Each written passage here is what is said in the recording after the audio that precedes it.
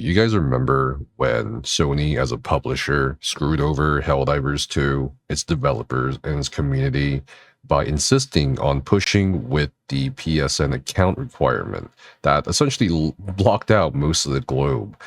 So if you think Sony learned a lesson from the backlash from the bulk of the Helldivers 2 community being PC players who didn't want to sign up for a PSN account, well, you'd be surprised, maybe not surprised, to learn that Sony did not indeed learn that lesson. In fact, Sony, according to PC Gamer, isn't giving up on PSN account requirements for PC games. The company president, Hiroki Totoki, says it's necessary so people can safely play its games. He admitted the requirement invites pushback, but Sony wants to maintain control over its games.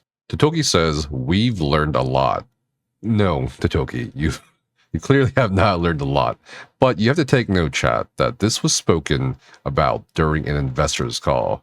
For those of you who don't know what that means, the Sony CEO, president, other executives of the board are basically trying to reassure and kind of like give little roadmaps to getting more profit for its investors and shareholders. So, in fact, it was done during investors call. Totoki says that they have somehow learned a lot.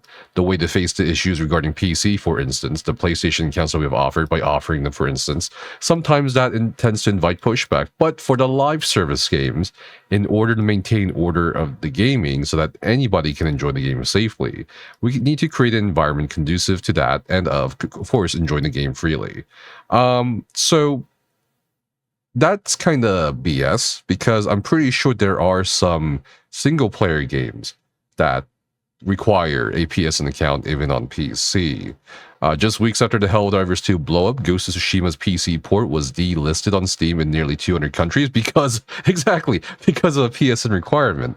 Also, Sony confirmed that God of War Ragnarok would require a PSN login. In October, Horizon Zero Dawn Remastered came to Steam with the same requirement attached. That makes Tokyo's comments a little tough to swallow at face value. He talked about live service games specifically, and fair enough, if you want to use our servers, you have to play by our rules. But God of War, Horizon Zero Dawn, why? And I'll tell you why, chat. I'll tell you why, okay? It's right here.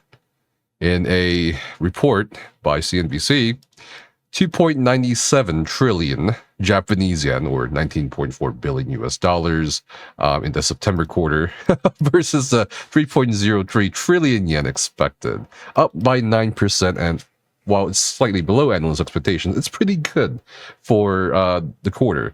So operating profit, 455.1 billion yen versus 336.07 billion expected, up 73% year over year, beating expectations. They revised its fiscal 2025 revenue target up slightly to 12.7 trillion. And they also expect the full year operating profit 1.3 trillion yen, in line with its previous forecast. They just want money. That's it. It's just corporate greed. It really is. And they want to reassure. And one way to reassure, of course, their investors is that, look at all these people signing up for PSN. Well, that's going to be a big thing. And that's essentially what it comes down to. Is it really about the safety of gamers? Is it really about our server, our rules? It could be, but like when you look at their earnings calls, when you look at their investors calls, when they're looking at what they're saying versus what they're doing for non-multiplayer games, it's hard to kind of believe the words that are coming out of their mouth. And this is kind of in contrast to other publishers, basically recognizing that, inconveniencing your player base. Say what you will about Dragon Age: The Veilguard or BioWare.